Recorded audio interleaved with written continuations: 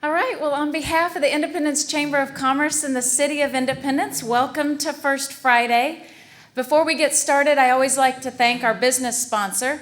And this morning's business sponsor is Independence Family Medicine, and they are being represented by their nurse practitioner, John Rodriguez. So at this time, I would like to thank John and his staff and allow him to stand up and be recognized and let us all thank him. And then he's going to introduce his staff to us. So, John.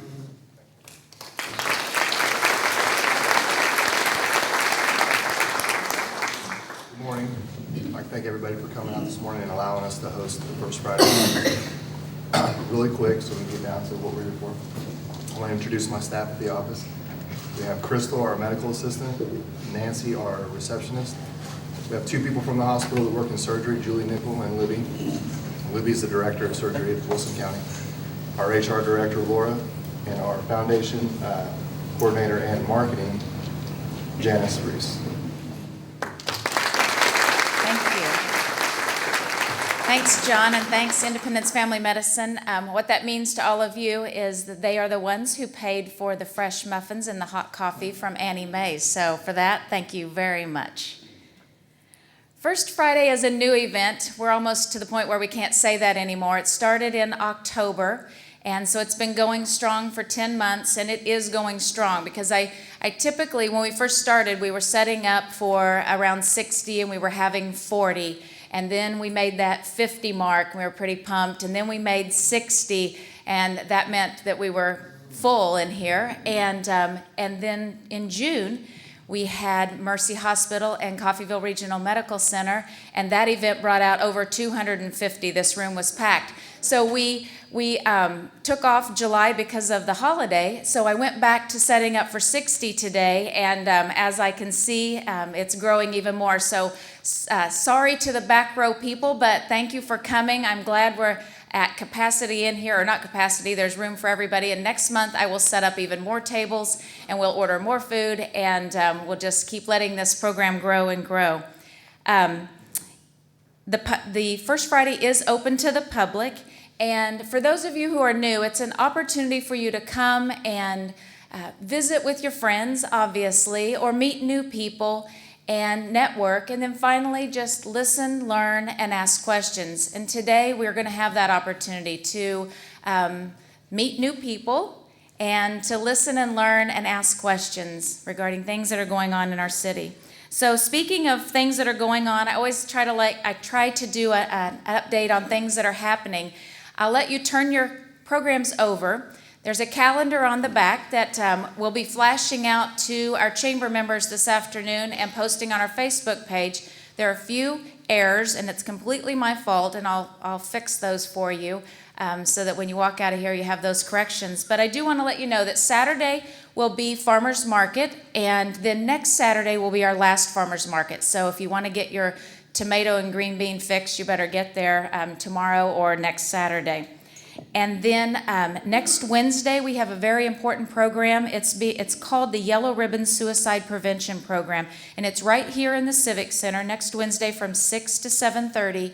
And Kelly Puderbaugh is going to be speaking a little bit about that in the 1-minute announcements at the end. But what I want to say to you as community citizens, if we're parents or we're grandparents or we're individuals who have close relationships with kids, if we're involved in our churches, be sure and come out to that program and listen and become educated and empowered about suicide and learning how we take away that stigma and ways that we can be more knowledgeable so that we can save lives. So that's very important, and I think it's a great community opportunity, and we should all take time out of our busy schedules to attend that next week.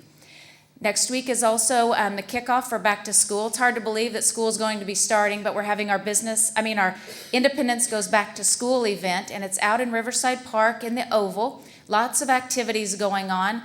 One of the best activities is the Independence 446 Educational Foundation is providing dinner, so you don't even have to cook. It's hot dogs and cookies and chips and a bottled water, all for $1. So get out and support Independence Goes Back to School. If you have kids and grandkids, get them out to the park and participate in those activities. Leadership Independence is a program of the Chamber of Commerce, and their deadline for applications is next Friday. We take the first 20 applicants that apply, and we already have 13, so if you're contemplating participation in that, get your application in. And then I wanted to mention a couple of events that contribute to our community in a wonderful way. And it's a couple ways to keep us healthy and to give back to our community. We have on Saturday, August the 15th, the 8th annual Blake Birdie Triathlon.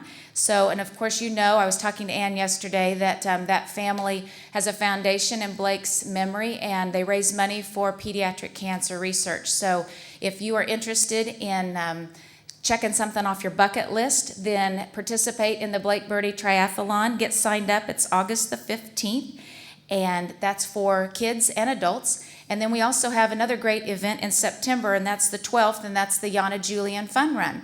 So that's another way for us to honor Yana and to contribute to cancer research as well. So I encourage you to get involved in both of those events. If you're a chamber member, we'll have business after hours on Tuesday the 18th at Yerkes and Michelle's. And this is one of my errors. So you'll see, I think it says August the 14th is All Wheels Night. It's actually August the 21st. It's always the third Friday through the summer.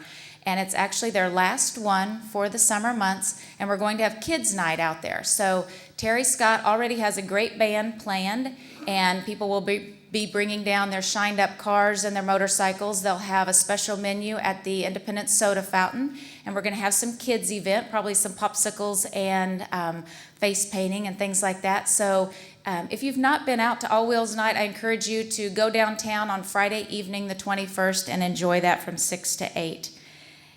The IHS will be having their annual can opener. That's a canned food drive on the 28th. And then on the 29th, we will have our second to last big movie night in downtown. And Gary's going to be talking about that in more detail. But raise your hand if you've been to downtown movie night. Oh, awesome. You guys don't know what you're missing. You have to go to downtown movie night. We have been doing this since May. It's a huge success. We think there were at least 400 people at movie night last month. And this particular month, we have a business sponsor, and it happens to be our great city commissioner, Gary Hogsett, and his wonderful wife and Dr. Ann Hogsett, and they will be sponsoring Big Hero 6. So get out and enjoy that. The pre-show activities are at 8, and then the movie starts at 9. And even if you don't want to go to the movie, you have to drive by. It's in the parking lot of Community National Bank, and check that out because it is nothing short of amazing. The screen is like 33 feet long, and it's just awesome. So you got to get out and check that out. And then I want to mention that the Can-Okla Highway Sale is going to be September the 12th and the 11th and 12th. So get your garages and your attics and your closets cleaned out and turn your junk into someone else's treasures and participate in the highway sale. Mandy will be putting together a map that I think we had over 80 sales last year. So it brings a lot of people into our community that day. One other thing I want to let you know about is, and I don't know if it's on your calendar, but another very worthy cause is the Walk to End Alzheimer's, and that event will be September the 26th. And that event is on your calendar, but what you need to know is Medical Lodges is participating in that, and they have a team that they're putting together, and they're selling cinnamon rolls, and you have till next Friday to order cinnamon rolls for $15, and then that money will support their team and their effort to contribute to the Walk to End Alzheimer's. So if you want to do that, that's great, or better yet, just get your own team, raise your own money, and join all the fun out in the park during that Alzheimer's walk. And then lastly, I will tell you 2 chamber events that you will all want to attend. It's open to the public, and it's called Celebrate Independence, and it's a quarterly event that we have at the chamber. And this particular quarter will be September the 3rd. It's the first Thursday in September. and we will be showcasing our hospital and the situation regarding our retained services at the hospital. Last June, we had Mark Woodring and some others here speaking about the new relationship that is being formed between Mercy and CRMC. But we will just have Mark speak at this particular event, and it will all be around the retained services of the Independence Hospital. So it's at the Masonic Lodge, and seating will be limited. So you'll need to, when you see that invitation go out, you'll want to get your reservation in quickly. And that will be at 11:30 to 1 on September the 3rd. And then lastly, we'll have First Friday again in September the 4th. And I've got some speakers lined out, so you'll want to be here for this. John Hamlin is our 2015 Generalissimo, and it might feel early for him to be speaking around Niwala, but it's really not, because this year they're doing online ticket sales for just the Oak Ridge Boys show and some new things. So we want to get that word out early. So he's going to be coming and talking to you all about what's new and great for Niwala this year. And then we will also have Carrie Peterson. You guys have been asking to have her come for months. She's the general manager at Cessna, and she will be coming to speak about all that's going on in their facility. They just recently celebrated 20 years of groundbreaking for that facility this past summer, and then next year it will be their 20th anniversary of production. So that's definitely something to celebrate, and you can welcome Carrie to our community as well. And then I just spoke to Jim Mosley. He's in the room. He is hopefully going to be able to carve some time away to come. He is the new principal at Jefferson. He's not new to our school district, but we're so excited to have him leading the charge at Jefferson. So once again, we'll get to hear from another new staff member at 446. With that, it's time to get the show started. A couple of housekeeping items. We're filming today's presentation, so at the end, when there's question and answer time, the speakers reiterate your questions so that everyone who watches this on TV will be able to hear what the questions are. And then also at your place settings, not only is there a program and the calendar on the back, but there's a comment card, and we ask that before you leave or even during the presentation, if you jot down some ideas of things that you would like to hear being discussed at First Friday, be sure and fill those out and then just throw them in the little blue boxes on your table, and we'll pick those up afterwards. And looks like there's a little fruit left, coffee and water. Again, this is relaxed. Get up and get an extra drink if you want to.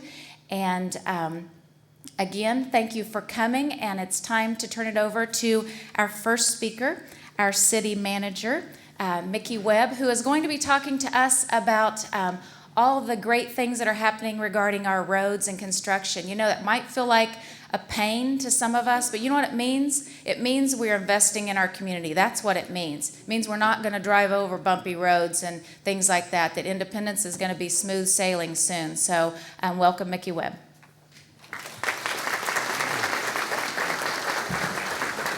Thank you, Lisa. Before I get into road work, street work, I'd like to recognize some individuals. You know, it's hard we have so many people doing so many things that it's hard to recognize two amongst all the rest. But there are two individuals here today that are leading a group that are going around and repairing underprivileged people's houses.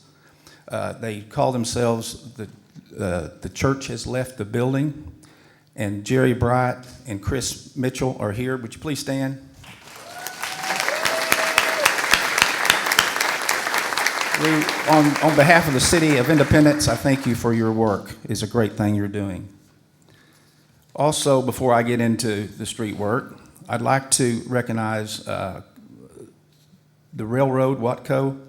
If you've been over 10th Street in the last few days, you know that there's been some improvement of the crossing on 10th Street, and that occurred because of Rick Webb, the CEO, decided that he was going to do something about that. So I'd like to thank him and Watco now, too, for doing that.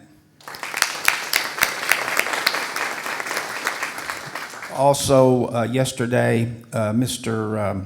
John Alloway with MFG Manufacturing came by City Hall and presented a $5,000 check, which we will use to buy from him a couple of molds, which will allow us to do some flower pots for the park and other places. And I'd certainly like to thank John Alloway and MFG Company for that. Okay, down to business. West Main. I've got good news and bad news. I'll give you the bad news first. The contractor, Mission Construction, has been behind schedule. Not only on that project, but they've been a low bidder on several projects, and they've been behind on most everything so far. The good news is they're doing quality work, and when they do mess up, and they have, every construction company messes up. When they do mess up, they admit it, and they do not argue about correcting it. So I think that is good and bad. The West Main is supposed to be done in 10 more working days. And I'm not going to get up here and tell you that it's going to be done. I'm confident that it's not going to be done. I simply pray that it's going to be done before the Nearwalla Festival. They are doing a lot of good things on that. They had a pour recently where they are going to have to take up some of it. You probably have seen some of the areas that look rough. Well, they're going to be excavating those and redoing those areas.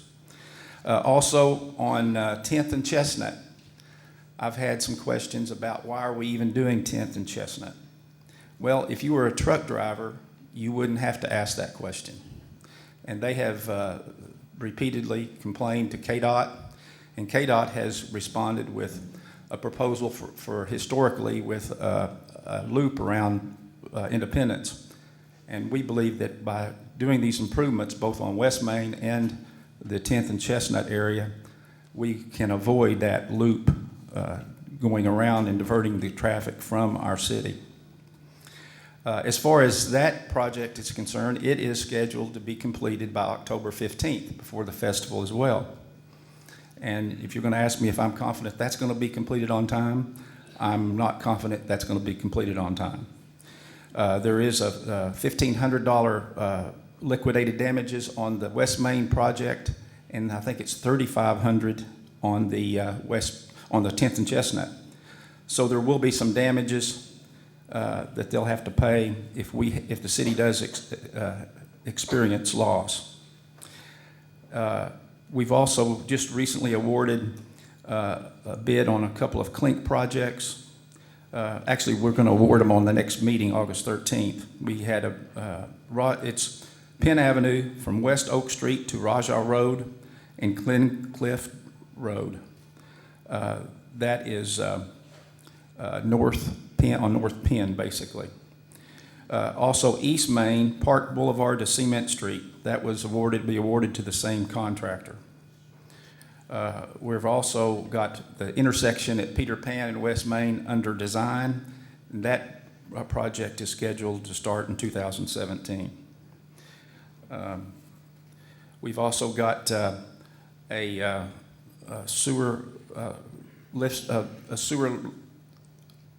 rehab project planned, $1 million project, which is $500,000 CDBG and $500,000 local match that will start. It'll bid this fall. We're due a concept plan next week. We're doing a lot of planning, long-range planning.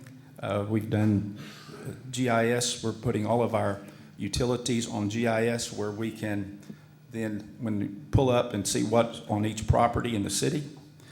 We're doing a long-range plan on our sanitary sewer system and our water system, our stormwater system, water plant, sanitary sewer plant, and we're also doing a preliminary drainage study on Whiskey Creek. If some of you are familiar with flooding in Independence, Whiskey Creek is one of the repetitive flooding areas, and we're going to see if there's anything that we can do to mitigate those issues.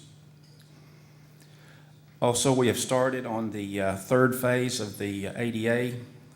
They're about 30% complete. Also, we have been trying for several years to get the sidewalk on 13th Street out between the two schools, Jefferson, out by Jefferson, And we thought we had enough money to do a partial project, but the way the bid came in from Mission, we were able to do all of it with a couple of $1,000s change, actually. So that work will probably be completed next week before school starts.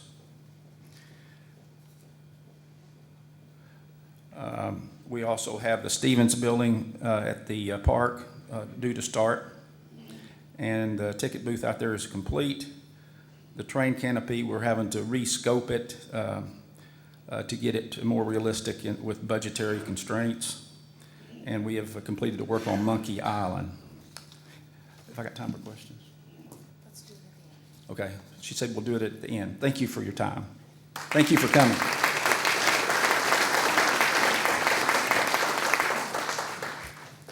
All right, our next speaker's getting ready. Our Commissioner Gary Hogsett is going to speak about a lot of interesting and great things that are going on. I'm going to flip off the lights just temporarily for a little video presentation, then we'll flip them back on. Go ahead. Thanks.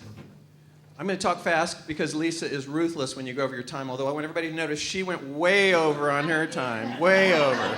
So just remember that when she jerks me off the floor. Okay, now I wanted to start by talking about something that sort of a new group in town. Most of you have probably heard of Our Turn. It's a group that Chuck Goad is helping with. I'm not sure who all is involved with that, but a way to try to get younger folks interested in helping run the city. A lot of us that are on commission and on boards are, let's face it, we're old farts. And so we're trying to find opportunities to get people involved, and it's a great program. And this is something, this bridge, I have a notebook now. You probably don't know this. I've been commissioner 1 year next week, so I haven't done too terribly much damage in 1 year, but I've got a notebook about this thick of people's complaints. People say, hey, what about this bridge? This is the ugliest thing in the city. Now, I don't get that many complaints about it, but I have gotten a lot. And so I was pleased to hear that our Turn, one of their first projects, they said, hey, let's do something with that bridge. Let's sandblast it, paint it, make it look beautiful. And this is one concept drawing that came across my desk. Shelby Demo did this. Apparently, that's amazing what you can do with, with vinyl and maybe cover the whole bridge with vinyl and a Welcome to Independence thing. And as you head north, world famous park and zoo right up ahead, that kind of thing. So this group is looking at some neat things. They're also looking at a dog park as one of their early projects. But I hope we get behind them 100% if they're willing to tackle this bridge, because that would be just huge. Recycling and trash pickup is a constant issue. I get more questions about that or complaints about having no recycling than anything else other than the downtown trees. It's one of those things where when the city commissioners sit down and do the budget, we say, man, we only have so much money, and it's going to cost us money to switch over to a recycling system. So what we would like to do eventually is have everybody have 2 of the poly carts, one for trash and one for recycling. 1 day a week we'd pick up trash, and 1 day a week we'd pick up recycling. Now, I know there's people in the audience already saying, don't even consider going to 1 day a week trash pickup. But if you're recycling most of your stuff, you're not going to have that much trash. So we're hoping to aim for this down the road. Now, if you look at how much trash our guys pick up, it works out to a ridiculous number. They have to pick up like 20,000 pounds a day. If you look at how much trash we generate in a month and how many pickups they make. So we have more injuries to our trash service folks than any other job in the city. So we're trying to find a way to get rid of that, and the poly carts would be the most logical. This is what most cities have gone to. The city purchases a poly cart for you. It holds 90 gallons, I believe. It holds a lot, and so on the left, that would be your trash cart, and then you'd have a recycling cart eventually. We don't have any plans right now, but we have budgeted to purchase the first round of poly carts for next year and modify our trucks so the trucks will pick up the poly carts and dump them automatically so we can eliminate the injuries to our city workers. Tim Haynes, I know you're here somewhere. Would you stand up? I think most people know. Would you stand for just a second? Tim Haynes is a fairly new resident, but I think he has a master's degree in sustainable communities or something like that. And he's been very, very eager to help with the recycling effort, so he's kind of stepped up. You can sit down now, I think I got it, yeah. I'm not going to ask you to talk. I know you're saying, holy crap, what's he about to do? But the thing is, he's looking at a lot of alternatives. Can we start with something, start with a central collection point, take the recycling up to Fredonia, I believe, and Micky has talked to the city manager at Fredonia. Am I correct on that? about the possibility of them taking our recycling for a time. So we are looking at several options, but nothing definite yet. I know that's a big issue for a lot of people, but a lot of the people say, don't even think about charging me more because I don't care about recycling. I want to switch to the downtown. You've all heard me say that my wife and I looked at an awful lot of cities before picking here, and I'm telling you, we have a wonderful downtown, absolutely beautiful. I don't know of very many that are nicer. Now, we do have to take care of it. We do have some issues here and there. We can't have buildings with parts falling off them. And in general, our downtown building owners do a very good job, but we do have a few problems. When I first became, like the first week I was appointed to City Commission, I went to a conference the state held, how to preserve our downtowns. And they said the most important thing, the very first step, you have to have a chronically vacant property ordinance, because every city has issues. Somebody buys a building, they get mad at the city, and they say, I'm just going to leave it there till it falls down. Or, you know, in case when I was involved in the city, we had somebody that, a couple owned a building downtown that had been through a divorce, and the owner says, when I sell it, I have to give half to my wife, so I'm going to let it fall to pieces. And he literally did. We had to take him to court to try to do something about this downtown building. So this is the intent of this ordinance. It's not to penalize downtown building owners that are unable to sell or rent their building. Believe me, that's our last. We hope we never collect a penny. But I've had several people come by already and say, hey, I've had people come by and tell me, Commissioner Hogsett, that you're about to stick us with a big fine because we can't rent our building. That's just not the case at all. So here's what it says basically. Commercial buildings only. We're not even going to attempt to go after the residential houses that are sitting empty. If the building owner isn't a resident of Montgomery County, they have to have a local agent, so we know who to get in touch with when there are building issues. The first year a building is vacant, it's not a concern. It's not going to go on the list. That's just a natural part of business. You have a tenant move out, it takes a while to find a new tenant. The second year a building is vacant, we're going to list it on our vacant building list, and we're going to charge you a $100 registration fee. But it's easy to get out of that, extremely easy. And then the next year, if it's still vacant, we're going to raise that to a $500 fee. But again, very easy to get out of the fee. We're just trying to take these buildings, do something about, have some teeth in an ordinance to go after these building owners that let the building sit empty for 10 or 20 years. I don't know how long this building over here on the corner has been empty. But the thing is, all these fees are waived if you have the building listed for sale or for lease. So, you know, if somebody comes up to you and says, wait a minute, I've been trying to rent it for 2 years, that's not fair of you to stick a big fine on me. That's just not the issue at all. If you're trying to rent it, sell it, remodel it, then the fees are waived. So basically, this is something to go after those people that buy a building and say, I'm mad at the city and I'm going to let it sit there. Not to pick on any particular buildings, but there are people like that around, where the buildings just sat empty for, I don't know, a decade maybe, way before my time. So I'd be happy to take any questions on that. I have no idea if the other commissioners will vote for this, but I think it's scheduled on the agenda next week. This is the next item I was asked to talk about. This is an aerial shot. Here's the savings and loan. Here's the tire store, post office here, city hall here. Here's the city parking lot. Now, another complaint we get all the time is about downtown parking.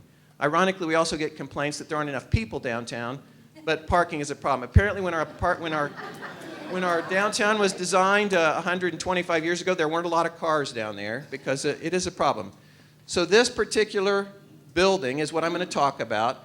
If we have to have more parking downtown, and everybody insists we do, this is the logical spot, we think. So we brought this up. This building has been sitting empty for I don't know how long. I don't know any of the history of this building. It's not in good shape. I was told one figure would it take about $300,000 to bring it up to current standards where people could live in it. I have no idea if that's accurate or not. Apparently it was a boarding house at some point. Just not in the best of shape. And so we had an executive session. The three commissioners said,